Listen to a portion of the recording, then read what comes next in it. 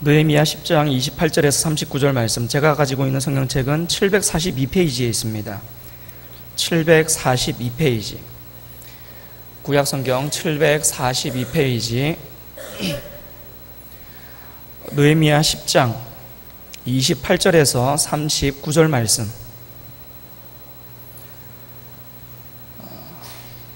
다 읽으면 너무 많아서 제가 몇 구절만 뽑아서 읽겠습니다. 제가 읽자고 하는 부분만 따라오시기 바랍니다. 28절부터 일단 제가 31절까지 읽을 겁니다. 28절부터 31절까지 읽겠습니다. 그 남은 백성과 제사장들과 레위 사람들과 문지기들과 노래하는 자들과 느디님 사람들과 및 이방 사람과 절교하고 하나님의 율법을 준행하는 모든 자와 그들의 아내와 그들의 자녀들, 곧 지식과 총명이 있는 자들은 다 그들의 형제 귀족들을 따라 저주로 맹세하기를, 우리가 하나님의 종 모세를 통하여 주신 하나님의 율법을 따라 우리 주 여호와의 모든 계명과 규례와 율례를 지켜 행하여 우리의 딸들을 이 땅 백성에게 주지 아니하고 우리의 아들들을 위하여 그들의 딸들을 데려오지 아니하며, 혹시 이 땅 백성이 안식일에 물품이나 온갖 곡물을 가져다가 팔려고 할지라도 우리가 안식일이나 성일에는 그들에게서 사지 않겠고 일곱째마다 땅을 쉬게 하고 모든 빛을 탕감하리라 하였고.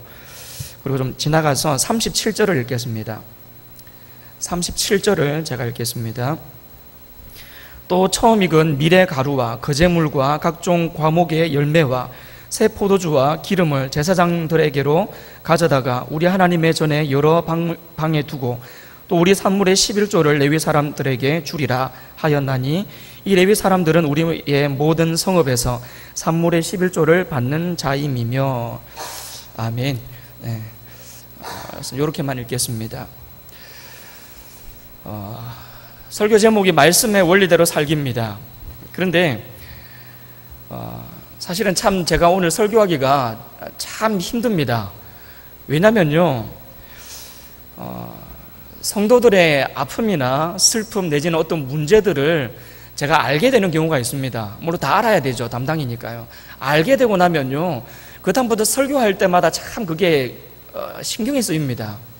누가 어떤 문제를 가지고 있는 걸 뻔히 제가 알고 있기 때문에 어떤 말씀을 준비를 하다 보면 혹시라도 이렇게 설교를 하면 그 사람이 이 설교 듣고 나 들으라고 하는 소린가 라고 생각할까 봐 그게 참 제가 조심이 됩니다.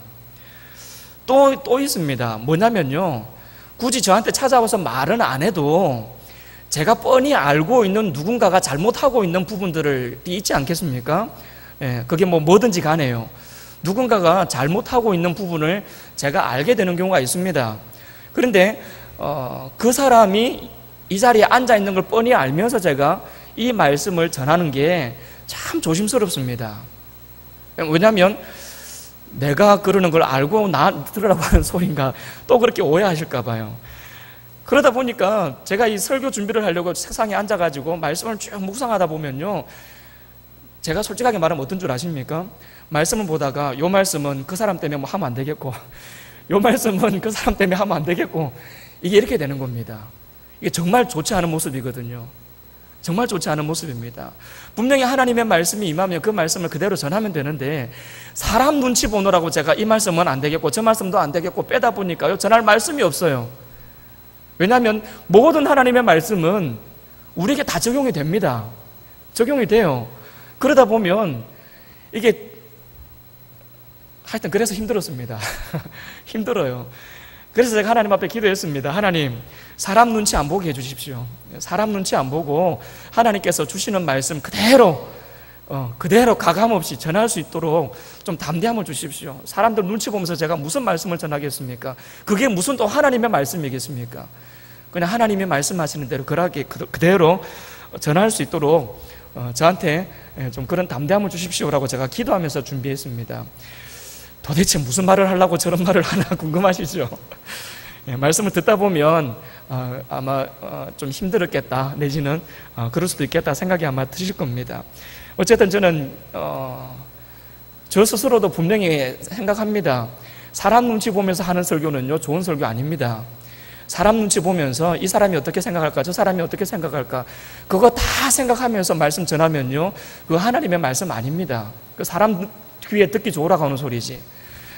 좀 듣기 불편하더라도 하나님의 말씀이기 때문에 저는 그대로 전하려고 합니다. 특히나 제가 지금 느헤미야 순서대로 쭉 하고 있습니다. 뭐 누구 들으라고 골라서 뽑은 본문도 아니고 순서대로 쭉 하고 있기 때문에 그냥 하나님이 주시는 말씀 그대로 제가 전하려고 합니다.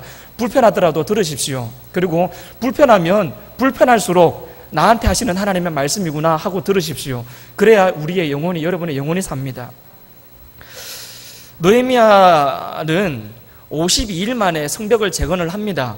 이스라엘이 완전히 황폐되어 있었고 예루살렘이 무너져 있었습니다. 그런데 그 포로들이 1차, 2차, 3차에 거쳐서 이렇게 돌아왔고 느헤미야가 그들 가운데 가서 결국은 성벽을 완성해냅니다. 그리고는 완성을 하고 나니까 이제 백성들이 하나님 앞에 은혜를 받자, 하나님 앞으로 돌아가자라고 하는 이 영적인 분위기가 확 일어납니다. 에스라를 중심으로 해가지고 말씀을 연구하고 같이 말씀을 들으면서 기도하고 회개하고 이런 부흥의 역사가 확 일어납니다. 불붙듯이 일어납니다. 사람들이 전부 다 말씀대로 살아야 되겠다, 말씀대로 살아야 되겠다, 한결같이 그렇게 이야기하면서 그냥 몇 날 며칠을 말씀 앞에 서서 그렇게 말씀을 듣는데 시간을 다 투자를 합니다. 자, 그러한 내용들이 8장과 9장으로 쭉 이어져서 나왔습니다. 자, 그러다가 이제 10장으로 들어오면 이 사람들의 믿음이 또 회복되는 모습이 또 계속해서 이어지고 있습니다. 근데 어떻게 그 사람들의 믿음이 회복됐으며 이 사람들이 믿음이 회복된 이후에 어떤 결단을 했는지, 이제 이게 오늘 말씀입니다. 어떤 결단을 했는지, 이게 굉장히 오늘 중요한 내용입니다. 먼저 9장 끝부분, 뒷부분을 보시면요, 이 34절부터 37절까지 쭉 내용이 나오는데 백성들이 기도하는 내용들이 나옵니다. 그들이 기도하는 내용의 핵심은 요겁니다. 하나님께서 우리를 많이 축복을 해주셨다. 역사적으로 볼 때에도 하나님께서 우리에게 엄청난 축복을 해주셨는데 우리가 하나님의 말씀을 지키지 않았었다. 그동안 우리가 그 하나님의 말씀을 따르지 않았었다. 그래서 우리가 정말 많이 고생했다. 우리가 지금까지 고생한 모든 것들, 우리가 하나님의 말씀에 순종하지 않아서 그렇게 고생한 것들이었다. 그겁니다.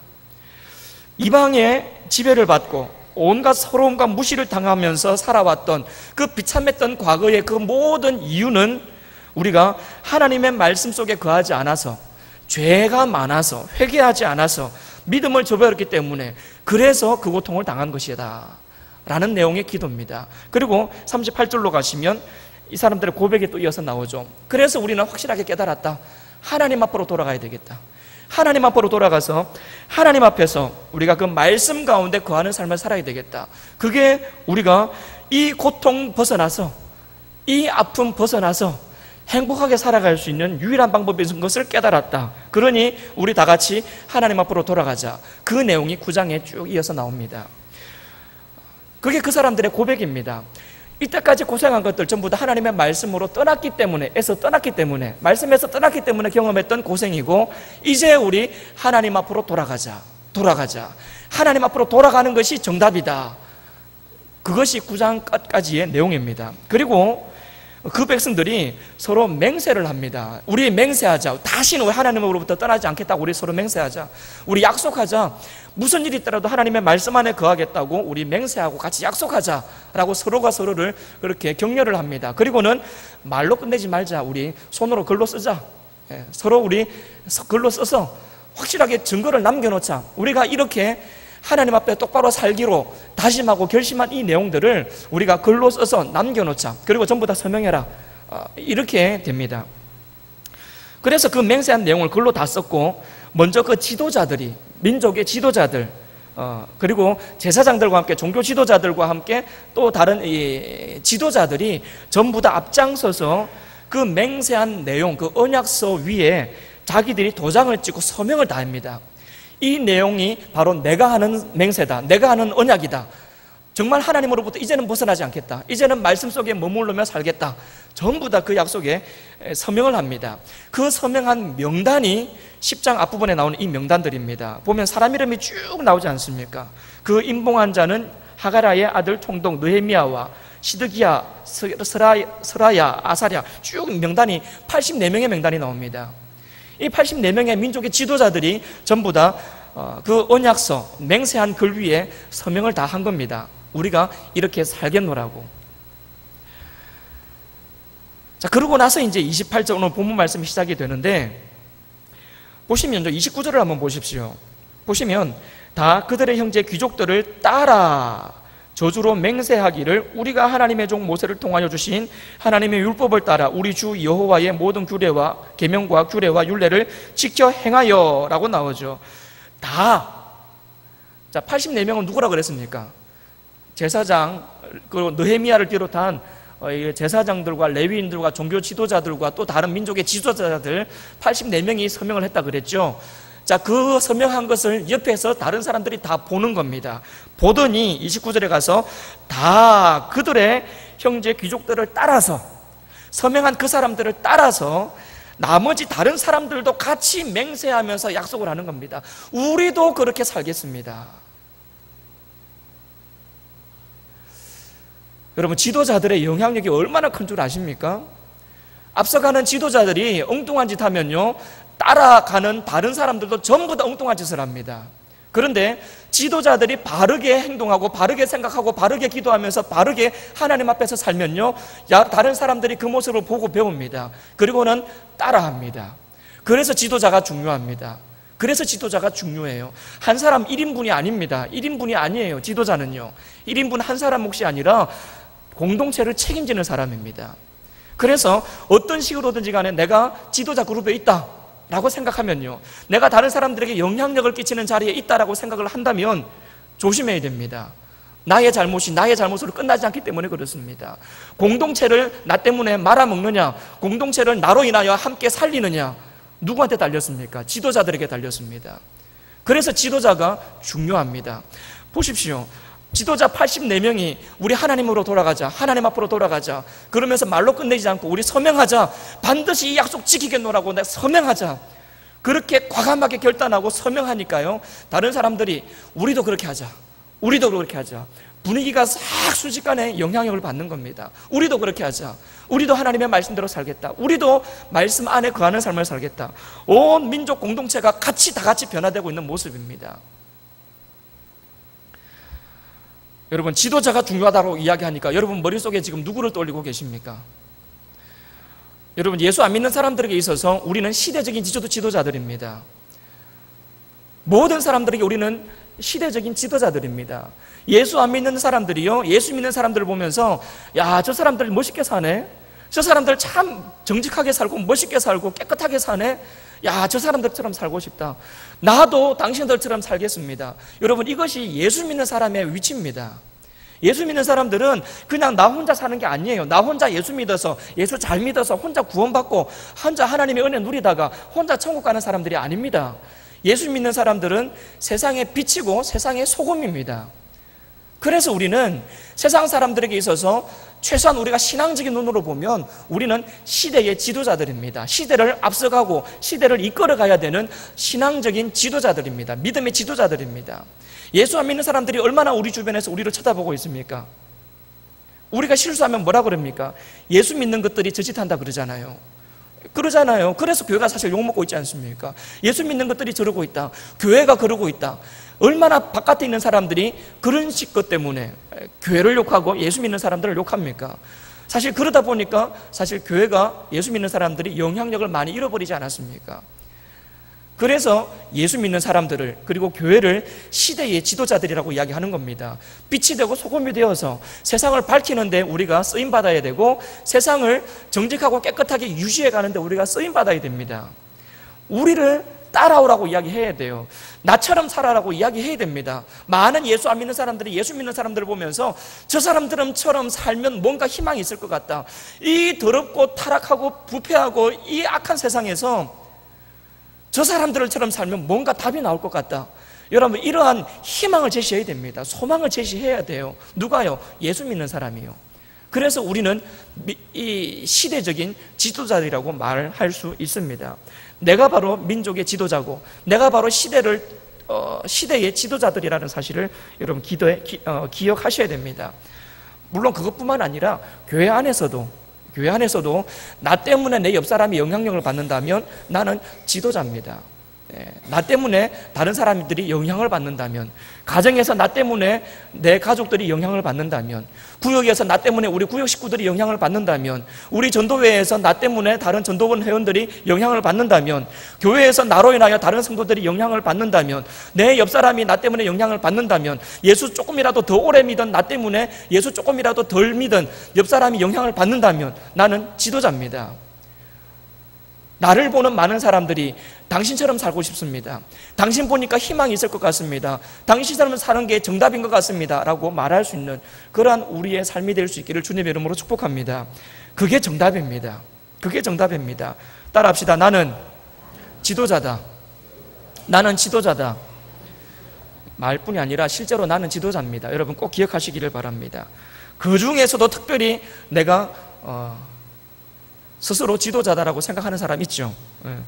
조심하셔야 됩니다. 정말 하나님 앞에서 조심하셔야 됩니다. 얼마나 큰 영향력이 있는지를 기억하신다면 정말 우리는 말 한마디 행동 하나까지도, 심지어 다른 사람이 못 보는 마음속의 생각까지도, 머릿속의 생각까지도 조심하면서 살아야 됩니다. 영향력이 있기 때문에 그렇습니다. 자, 사람들이 전부 다 그렇게 나왔습니다. 당신들이 그렇게 맹세하고 서명한 것처럼 우리도 그렇게 살겠습니다. 많은 사람들이 그렇게 같이 나왔습니다. 그러면서 이 사람들이 세 가지를 이 사람들이 약속을 합니다. 그게 제가 아까 이렇게 부분 골라서 읽었던 말씀입니다. 먼저 여러분 30절을 한번 보십시오. 30절을 보시면 우리의 딸들을 이 땅 백성에게 주지 아니하고 우리의 아들들을 위하여 그들의 딸들을 데려오지 아니하겠다. 이게 그들의 약속입니다. 말씀대로 살겠다, 하나님의 규례대로 살겠다 결심한 이후에 내린 첫 번째, 내가 그래서 이렇게 살겠습니다라고 했던 첫 번째 내용이 이 땅의 이 이방민족들하고는 결혼하지 않겠습니다. 내 딸을, 내 아들을 이 이방민족들하고는 결혼시키지 않겠습니다라고 하는 내용이었습니다. 이게 외국인하고 결혼 안 시키겠다는 얘기가 아닙니다. 외국인하고 결혼 안 시키겠다는 얘기가 아니에요. 지금 이 땅, 우리 딸들을 이 땅 백성에게 주지 않겠다. 이게 무슨 얘기입니까? 그 땅이 도대체 어떤 땅입니까? 가나안 땅이지 않습니까? 그 가나안 땅 사람들한테 주지 않겠다. 그게 무슨 얘기입니까? 이스라엘 사람들은 본래 가나안 사람들이 아닙니다. 이스라엘 사람들은 지금 애굽에서 400년이 넘도록 그 땅에 머물러 있다가 가나안 땅으로 지금 들어온 사람들이고, 가나안 땅에는 원래 그 땅에 살고 있었던 원주민들이 있었습니다. 하나님께서 그 땅 원주민들이 우상 숭배하는 것을 보시고 안 되겠다 싶어서 싹 쓸어버리라 그랬죠. 그런데 이스라엘 백성들이 쓸어버리지 않고 적당하게 쫓아내기만 하고, 적당하게 남은 사람들은 그냥 인정하면서 같이 더불어서 살아버렸던 겁니다. 그러니까 우리 딸들을 이 땅 백성에게 주지 않겠다, 이거는요 신앙이 다른 사람들에게 내 아들, 내 딸을 시집 보내고 장가 보내지 않겠다라는 의미입니다. 다시 말하면 불신 결혼시키지 않겠다라는 겁니다. 하나님께서 그것을 원하시지 않기 때문에 불신 결혼시키지 않겠다라는 겁니다. 아무리 겉으로 볼 때에 외모가 아주 출중하고 학벌이 탁월하고 실력이 탁월하고 돈이 많고 집안이 빵빵해도 예수 안 믿는 사람한테는 내 아들, 내 딸 주지 않겠다, 결혼시키지 않겠다라는 겁니다. 그러면서 그것을 이 사람들이 서로 막 이야기를 하면서 우리 그것 반드시 지키자, 반드시 지키자, 지금 그러고 있는 모습입니다. 여러분, 만약에 여러분 자녀가 딸이 사위감이라고 데리고 오고 아들이 며느리감이라고 데리고 왔는데 여러분 제일 먼저 뭐 물어보셨습니까? 여러분 제일 먼저 뭐부터 물어보셨고 뭐부터 확인하셨습니까? 신앙 확인하셔야 됩니다. 믿음 확인하셔야 됩니다.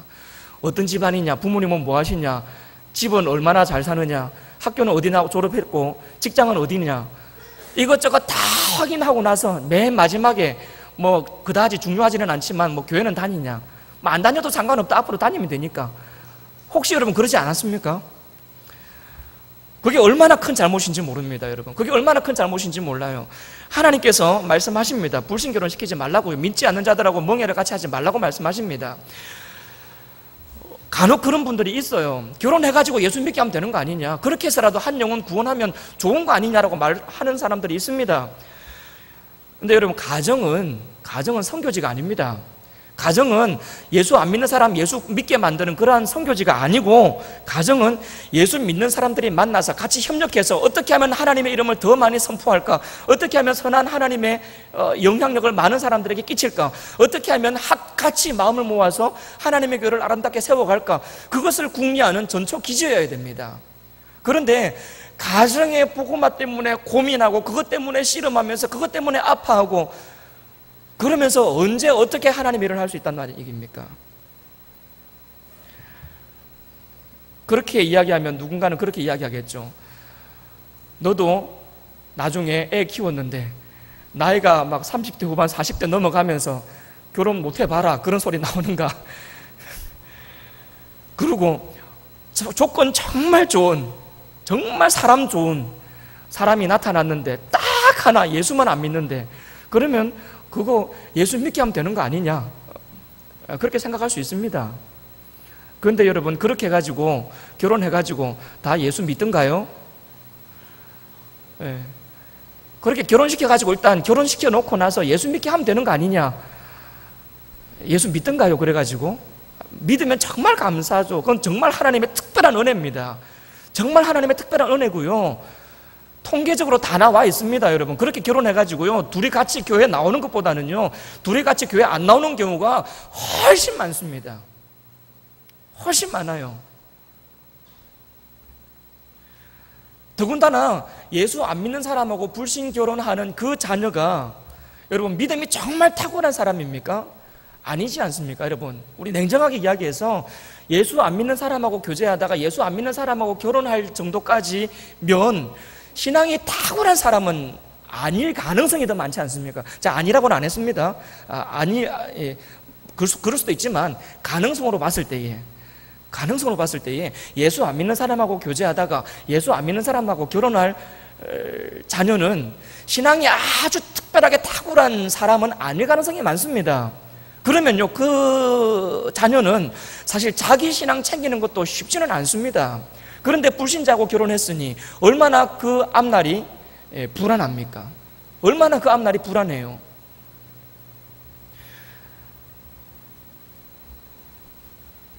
신앙 고백하지 않습니까? 돈보다 중요한 게 예수님이고, 학교보다 중요한 게 예수님이고, 직장보다 중요한 게 예수님이고, 다른 거 어떤 것보다 가장 중요한 것이 예수님이라고, 가장 중요한 게 구원이라고 우리 다 여러분 고백하지 않습니까? 그게 우리 신앙 고백이지 않습니까? 그게 우리 신앙 고백인데 왜 결혼할 때는 조건 보고 결혼시키냐고요. 이게 문제가 되는 거죠. 그래서 이 백성들이 예수님 말씀대로 살겠다, 이제는 말씀대로 살겠다, 말씀으로 돌아가겠다 결심한 후에 가장 먼저 이야기하는 것이 뭐냐면, 우리 불신 결혼 이제는 멈추겠다, 조건 보고 결혼시키지 않겠다, 믿음으로 결혼하겠다, 믿음으로 결혼해서 같은 믿음으로 같이 우리가 하나님의 말씀 서로 같이 나누면서 같이 믿음으로 사랑으로 하나가 되어서 더 열심히 주의 일 하면서 살아가겠다, 그것부터 결심하는 겁니다. 왜요? 경험적으로 알고 있습니다. 이 사람들이 아까 이야기했지 않습니까? 우리가 하나님으로부터 멀어졌던 이유는 하나님의 말씀대로 순종하지 않아서 우리가 멀어졌던 거다, 하나님의 말씀대로 살지 않아서 우리가 하나님의 벌을 받았던 거다, 그래서 이렇게 힘들게 살았던 거다. 앞에 제가 이야기했지 않습니까? 근데 그 사람들이 하나님으로부터 벗어났던 많은 이유 중에 큰 이유 중에 하나가 뭡니까? 불신결혼이었습니다. 이 우상 숭배하는 사람들, 그 땅의 원주민들하고 자기 자녀들을 결혼을 마구마구 시켰더니 그 우상 숭배하는 그들의 그 우상의 문화가 자기 자녀들에게도 그대로 흡수되는 겁니다. 그러다 보니 그게 한 세대 두 세대 지나가다 보니 믿음이 어떻게 지켜질 수가 있겠습니까? 어떻게 그들이 하나님의 말씀대로 살아갈 수 있겠습니까? 점점 더 하나님으로부터 멀어지는 거죠. 그걸 깨달은 겁니다. 그걸 깨달았습니다. 그래서 더 이상은 그런 불신결혼 시키지 않겠다라고 그 사람들이 결심을 하고 맹세를 하는 겁니다. 첫 번째는 그거였습니다. 두 번째는 31절입니다. 혹시 이 땅 백성이 안식일에 물품이나 온갖 곡물을 가져다가 팔려고 할지라도 우리가 안식일이나 성일에는 그들에게서 사지 않겠고 일곱째 해마다 땅을 쉬게 하고 모든 빛을 탕감하리라 하였고, 안식일입니다. 두 번째 그들이 결심하고 맹세하면서 하나님 앞에 약속한 것은 안식일을 지키겠다는 겁니다. 안식일, 하나님 앞에서 나와서 거룩하게 지키는 날입니다. 그날은 우리의 육신의 어떠한 쾌락이나 육신의 유익을 위해서 장사를 할 수 없는 날이고, 그날은 어떠한 일들을 할 수 없는 날입니다. 물론 그게 핵심은 아닙니다. 그 핵심은 나중으로 가면서 이렇게 바뀌게 됩니다. 그러나 어쨌든 그 속의 중심적인 핵심은 하나님 중심입니다. 안식일은 하나님 중심입니다. 무슨 일이 있더라도 하나님 중심입니다. 하나님 우선입니다. 하나님 우선. 그런데 이 불신결혼도 했고 이 이방 땅에 섞여서 살고 있다 보니까 이 이방인들이 그냥 안식일에도 장사를 하는 겁니다. 안식일에도 장사를 해요. 그러니까 이 사람들도 뭐 신앙이 흐지부지된 상태에서 제대로 하나님의 말씀대로 살지 않고 있는 그 상황에서 그냥 똑같이 그렇게 같이 장사하고, 장사하는 것들 같이 사 먹고 같이 장사하고, 그냥 이게 자연스럽게 문화가 돼버린 겁니다. 장사하는 게 아무런 걸림돌이 되지 않았습니다. 왜? 다 하니까. 주변 사람들도 다 똑같이 주일에 문 열고 장사하니까 나도 장사해도 된다고 생각을 하는 거죠. 아무런 문제가 되지 않았습니다. 하나님께서 분명히 싫어하셨는데, 말씀으로 금하셨는데 그 말씀을 아무렇지도 않게 그냥 포기해버리는 겁니다. 왜? 먹고 살기가 힘든데 장사해야지. 하루 안 하면 그만큼 우리가 못 살게 되는데 장사해야지. 그게 그들의 논리였습니다. 일곱째 해마다 땅을 쉬게 하고, 이게 무슨 말이냐면요, 6년 동안은 농사를 짓습니다. 그런데 7년째 되는 해에는 농사를 안 지었습니다. 땅을 쉬게 했습니다. 그게 이 안식일에 대한 그들의 하나의 규례였고 율법이었습니다. 땅도 쉬게 해야 된다는 겁니다. 6년 동안 농사를 했으면 1년은 쉬게 해줘야 된다는 겁니다. 그게 그들의 원칙이었습니다. 근데 이게 신앙이 흐지부지 되다 보니까 원칙이 안 지켜지는 거죠. 한 해 농사 안 지으면 그 해 뭐 먹고 삽니까? 그냥 그 해 먹고 살 게 없지 않습니까? 그리고 그 다음 해 농사 짓기 시작해가지고 그 수확할 때까지는 뭐 먹고 삽니까? 이게 1년이 사실은 1년이 아니고 1년보다 더 긴 세월을 사실은 참 막막하게 살아가야 됩니다. 그러다 보니 안식일을 생각해가지고 안식이라고 하는 이 개념을 적용해가지고 7째 되는 해에는 농사를 안 짓는 게 흐지부지 돼버린 겁니다. 그래서 다 농사 지었어요. 하나님께서 그것을 금하시는 겁니다. 그리고 이 사람들이 그걸 다시 이제 하나님 앞에서 이야기하는 겁니다. 우리 7째 해마다 땅을 쉬게 하겠다. 그들 스스로 지금 이제 지킬 거는 지키겠다라고 이야기하면서 이야기하는 겁니다. 그리고 모든 빚을 탕감하겠다라고 이야기합니다. 이것도 무슨 말이냐면요, 돈을 빌려줍니다. 누구한테 빌려줘요. 그럼 빌려준 거에 대한 이자를 받겠죠, 그죠? 근데 그게 1년이 돼도 못 갚고 2년이 돼도 못 갚고 3년이 돼도 못 갚고 하면요, 6년까지는 그냥 그렇게 이자 받았고 갚아라 그러다가 7년째 돼버리면 그 빚을 탕감해 줘야 됩니다. 그냥 없는 걸로 탕감을 해줘야 됩니다. 그게 그 당시 율법이었습니다. 근데 생각을 해보십시오. 돈을 빌려줘 놓고 7년 됐다고, 6년 지나서 7년째 됐다고 그 돈을 탕감해 주는 게 얼마나 사실은 배가 아픕니까? 얼마나 그게 타격이 큽니까? 빌려준 사람 입장에서는. 그러니까 안 지키는 겁니다. 안 지켜요. 안 지킵니다. 무조건 7년째가 돼도 돈 갚아라고 악착같이 돈 받아내려고 그러는 겁니다. 이거 오늘날하고는 좀 다른 개념이니까 여러분 그대로 적용하려고는 하지 마십시오. 예.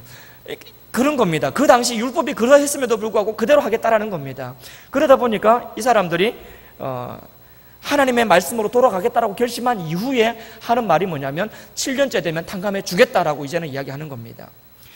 뭡니까? 여러분, 요 문자 그대로 해석하기보다는 핵심을 잘 잡으셔야 됩니다. 하나님 중심입니다. 하나님이 기뻐하시는 뜻, 그 하나님이 기뻐하시는 뜻대로 내가 살겠다, 말씀으로 돌아가겠다라고 하는 그겁니다. 하나님께서 오늘날은 어떻게 하실까요? 그러면 오늘날은 하나님은요, 오늘날도 우리가 주일을 거룩하게 지키기를 원하십니다. 주일에 이것저것 하느라고 이것저것 일이 많아서 제대로 하나님 앞에서 신앙생활을 하지 못하는 그러한 일을 하나님은 싫어하십니다. 온전히 주를 위하여 우리가 살아갈 수 있기를 원하십니다. 그리고 주를 위하여 뭔가를 하기를 원하십니다. 무조건 쉬는 개념은 아닙니다. 요즘 주일 개념은요, 무조건 아무것도 안 하고 쉬는 개념은 아니에요. 그러나 뭔가를 하되 주를 위하여 하기를 원하십니다. 그게 하나님이 오늘 우리에게 주시는 안식일에 대한 개념, 주일에 대한 개념입니다. 그런데 먹고 살기 바빠서 주를 위하여 무엇을 할까? 이것은 생각할 겨를이 없고 얼른 예배 한번 드리고 들어가서 막 가게 문 열고 또 해야 할 일하고 이것저것 하는 것, 여러분 하나님께서 기뻐하지 않습니다. 기뻐하지 않습니다. 세 번째 37절이었습니다. 37점, 또 처음 익은 미래 가루와 거제물과 각종 과목의 열매와 새 포도주와 기름을 제사장에게로 가져가다가 우리 하나님의 전에 여러 방에 두고 또 우리 산물의 11조를 레위 사람들에게 주리라 하였나니 이 레위 사람들은 우리의 모든 성읍에서 산물의 11조를 받는 자임이며. 세 번째 뭐 얘기하겠습니까? 11조 얘기할 겁니다. 마태복음 6장 24절을 보시면요, 한 사람이 두 주인을 섬기지 못한다라고 이야기합니다. 두 주인을 섬기지 못한대요. 두 주인이 누구겠습니까? 하나는 하나님이고 하나는 돈입니다. 돈, 재물. 두 주인, 하나님과 재물. 재물이라는 단어는 아람어로 맘몬이라는 단어입니다. 그리고 그 맘몬은 재물을 다스리는 신, 우상의 이름입니다. 하나님과 재물을 겸하여 섬기지 못한다. 그것은요, 곧 재물이 우상이 된다라는 의미를 담고 있습니다. 돈이 우상이 되는 겁니다. 입으로는 하나님을 믿습니다 하지만 사실은 우리는 돈을 믿고 있습니다. 돈의 힘을 믿고 살아가는 사람들이 의외로 많다라는 겁니다. 11조가 대표적인 내용입니다. 11조는 하나님을 신뢰하는 중요한 믿음의 표현입니다. 그래서 11조는 돈이 아니고 신앙 고백이라고 이야기를 합니다. 11조는 돈이 아닙니다. 11조는 헌금도 아닙니다. 11조는 우리의 신앙 고백이고 믿음의 표현입니다. 내 손에 여러분 10개가 있습니다. 그 중에 몇 개가 하나님의 것입니까? 몇 개가 하나님의 것입니까? 하나입니까? 그렇지 않습니다. 10개 다 하나님의 겁니다. 10개 전부 다 하나님의 것입니다 라는 신앙 고백을 가지고 있는 사람이 하나를 하나님 앞에 드리는 겁니다. 그게 11조입니다. 내가 이 돈을 벌려고 얼마나 힘들었는데, 내가 뼈 빠지게 일해가지고 이 돈 벌었는데, 그건 누가 번 겁니까? 내가 번 거죠. 내가 번 겁니다. 내가 노력해서 얻은 겁니다. 그런 생각을 갖고 있는 사람은 11조 못 냅니다. 왜? 내 힘으로 노력해가지고, 내 재주 가지고, 내 노력으로, 내 시간 들여가지고 내가 벌었는데 내 거를 어떻게 하나님 앞에 드립니까? 아까워서 못 드립니다. 내 거니까요. 내 거니까. 그런데 우리는 분명히 고백해야 됩니다. 이거는 하나님이 나에게 주신 것이다. 하나님이 나에게 주신 것이지 내 것이 아니다. 하나님이 나에게 건강 주셨고, 하나님이 나에게 직장 주셨고, 하나님이 나에게 힘 주셨고, 하나님이 나에게 상황과 모든 여건들을 허락하셨기에 하나님이 나에게 주신 것이지 내 것이 아니다 라고 하는 분명한 신앙 고백을 갖고 있는 사람이 할 수 있는 것이 11조입니다. 여러분 100만 원 벌어가지고 10만 원 11조 하는 게 쉽겠습니까? 1000만 원 벌어가지고 100만 원 11조 하는 게 쉽겠습니까? 어떤 게 쉽겠습니까? 어떤 사람은 그래요. 너는 참 좋겠다. 너는 참, 제가 들었던 얘기인데 한번 제가 한 것 같아요. 옛날에 전도사 시절에 사례 얼마 못 받을 때에 어떤 집사님이 저한테 그러더라고요. 전도사님은 좋겠습니다. 11조 조금만 내도 되니까 그러더라고요. 자기는 많이 벌기 때문에 많이 내야 되는데, 그래서 되게 아까운데 전도사님은 뭐 몇십만 원 안 받으니까 몇만 원만 내도 되니까 참 좋겠습니다 그러더라고요. 제가 그랬습니다. 집사님 우리 바꿉시다 그랬습니다. 내가 많이 낼 테니까 집사님 거 나한테 주고 내 거 집사님 갖고 가십시오 그랬습니다. 여러분 적게 받아 보십시오. 적게 내는 게 쉬운지. 여러분 100만 원 벌어 보십시오. 그 중에 10만 원 11조 하는 게 쉬운지. 생활이 안 되는데, 적게 벌어가지고 생활이 안 되는데 그 중에 11조 하나님 앞에 낸다고 생각해 보십시오. 여러분 쉽게 함부로 조금이니까 괜찮겠다 말할 수 없습니다. 그렇게 말 못합니다. 적게 벌어가지고 적으니까 쉽게 헌금할 수 있다고요? 천만의 말씀입니다. 적게 벌어 보십시오. 그거 얼마 안 되니까 하나님 앞에 쉽게 편한 마음으로 바칠 수 있는지. 어렵습니다. 당장 먹고 사는 게 힘든데 어떻게 쉽게 쉬운 마음으로 편하게 냅니까? 많이 버는 사람도 마찬가지입니다. 뭐 1000만 원 버는 사람이 100만 원 내도 900만 원이나 남아있으니까 쉽게 낼 수 있는 거 아니냐? 그렇지 않습니다. 여러분 100만 원이 큰 돈이지 않습니까? 큰 돈을 하나님 앞에 선뜻 낸다고 생각해 보십시오. 그것도 어렵습니다. 그러니까 100만 원 벌어서 10만 원 내는 것도 엄청나게 어렵고요, 1000만 원 벌어서 100만 원 내는 것도 엄청나게 어렵습니다. 11조라는 그 자체가요 우리에게 엄청난 부담감을 주는 딱 그 정도 액수입니다. 그렇기 때문에 11조는 신앙 고백입니다. 그래서 신앙 고백이에요. 어느 누구도 쉬운 마음으로 낼 수 없는 겁니다. 어느 누구도 분명한 신앙 없이는 낼 수 없는 게 11조입니다. 그래서 11조는 신앙 고백입니다. 나의 모든 것을 인도하신 분이 하나님이십니다. 이건 내가 하나님 앞에 드려도 나를 책임지신다고 믿습니다. 그거 신앙 고백이 11조입니다. 지금까지 내가 살아온 모든 삶의 과정들, 지금까지는 내 힘 가지고 내 능력 가지고 살아왔다고 자부했는데 사실은 하나님이 도와주셨고 하나님이 능력 주셨고 하나님께서 내 삶을 인도해 오셨습니다. 그것을 내가 믿습니다 라고 하는 신앙 고백, 그게 11조입니다. 인간적인 계산으로는요, 정말 11조 하기 쉽지 않습니다. 정말 쉽지 않아요.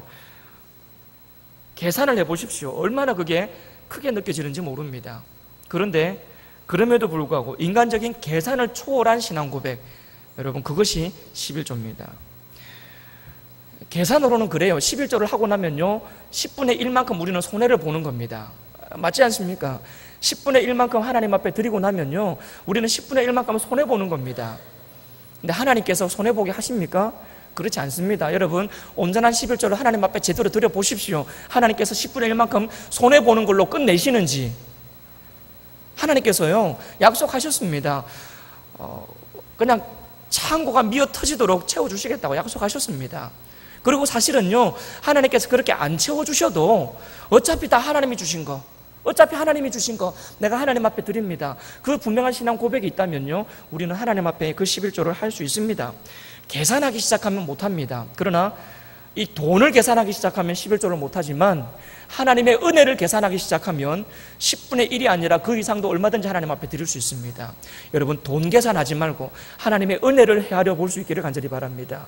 하나님이 나에게 주신 은혜, 그 은혜 그리고 앞으로 주실 은혜, 그 은혜를 여러분 계산하여 보시기를 바랍니다. 그러면 11조 분명한 신앙 고백 하나님 앞에 하는 것이 훨씬 더 이익이라는 것을 여러분 깨닫게 될 겁니다.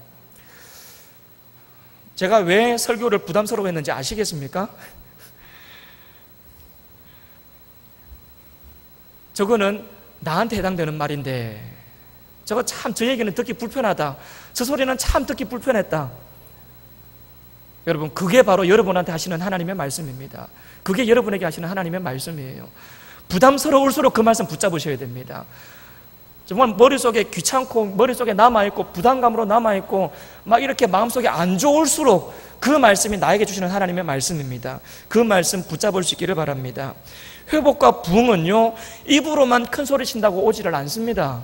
입으로만 회복이여 오라 부흥이여 오라 아무리 외쳐도요 입으로만 외친다고 해서 우리 속에 회복과 부흥이 일어나지를 않습니다.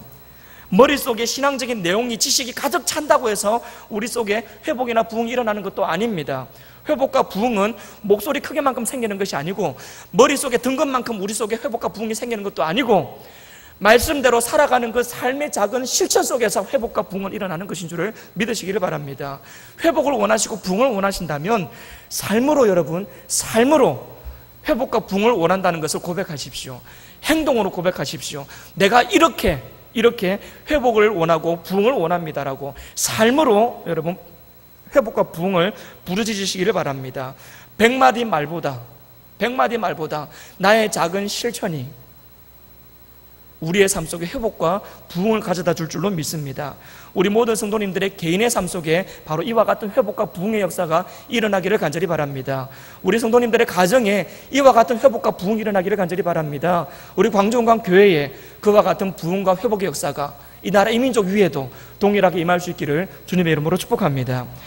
기도하겠습니다. 하나님 감사합니다. 하나님의 말씀을 들었습니다. 때로는 그 말씀이 우리를 참 불편하게도 만들었지만 그러나 그것이 하나님의 말씀인 줄로 믿습니다. 그 말씀 하나님의 말씀인 줄로 믿고 말씀 앞에서 행함으로 우리의 믿음을 고백할 수 있도록 도와주옵소서. 행함으로 우리의 신앙을 고백할 수 있도록 도와주옵소서. 머리로만 신앙생활하지 말게 하시고 입으로만 신앙생활을 하지도 말게 하여 주시고 삶으로 신앙생활을 할 수 있도록 주님 도와주옵소서. 하나님 정말 이 들은 말씀대로 살아낼 수 있도록 결단할 수 있는 믿음을 허락하여 주시고 결단한 대로 살아낼 수 있는 그러한